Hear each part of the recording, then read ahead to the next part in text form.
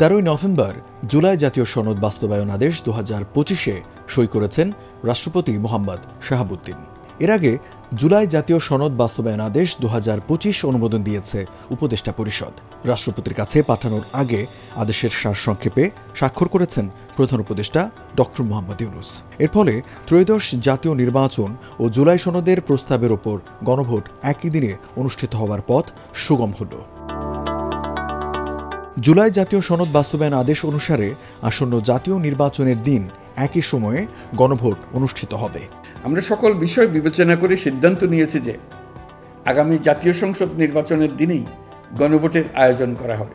অর্থাৎ জাতীয় নির্বাচনের মতো গণভোটও ফেব্রুয়ারির প্রথমার্ধে একই দিনে অনুষ্ঠিত হবে। এতে সংস্কারের লক্ষ্য কোনোভাবে বাধাগ্রস্ত হবে না। নির্বাচন আরও উৎসবমুখর ও সাশ্রয়ী হবে। 4টি বিষয়ে অনুষ্ঠিত হবে গণভোট। গণভোটের দিন এই 4 বিষয়ের ওপর একটি মাত্র প্রশ্নে হ্যাঁ বা না ভোট দিয়ে জনগণ মতামত জানাবেন।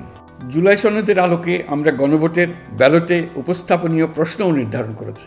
আপনি কি জুলাই জাতীয় সনদ, সংবিধান সংস্কার বাস্তবায়ন আদেশ 2025 এবং জুলাই জাতীয় সনদের লিপিবদ্ধ সংবিধান সংস্কার সম্পর্কিত নিম্নলিখিত প্রস্তাবগুলোর প্রতি আপনার সম্মতি জ্ঞাপন করছেন?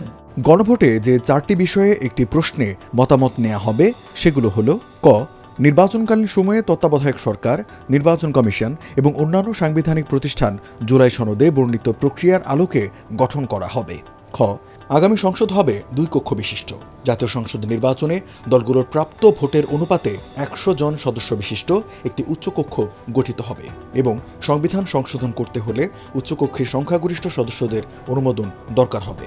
গ, সংসদে নারী প্রতিনিধি বৃদ্ধি, বিরোধী দল থেকে ডেপুটি স্পিকার ও সংসদীয় কমিটির সভাপতি নির্বাচন, প্রধানমন্ত্রীর মেয়াদ সীমিতকরণ, রাষ্ট্রপতির ক্ষমতা বৃদ্ধি, মৌলিক অধিকার সম্প্রসারণ, বিচার বিভাগের স্বাধীনতা ও স্থানীয় সরকার সহ বিভিন্ন বিষয়ে যে 30টি প্রস্তাবে জুলাই জাতীয় সনদে রাজনৈতিক দলগুলোর ঐক্যমত্য হয়েছে সেগুলো বাস্তবায়নে আগামী নির্বাচনে বিজয়ী দলগুলো বাধ্য থাকবে।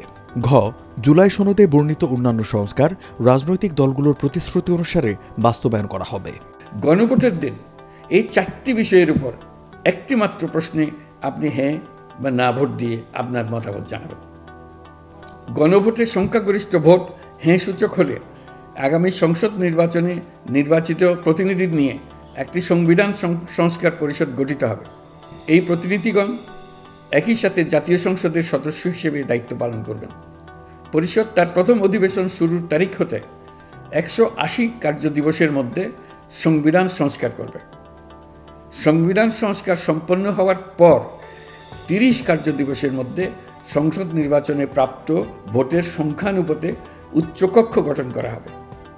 এর মেয়াদ হবে নিম্নকক্ষের শেষ কার্যদিবস পর্যন্ত।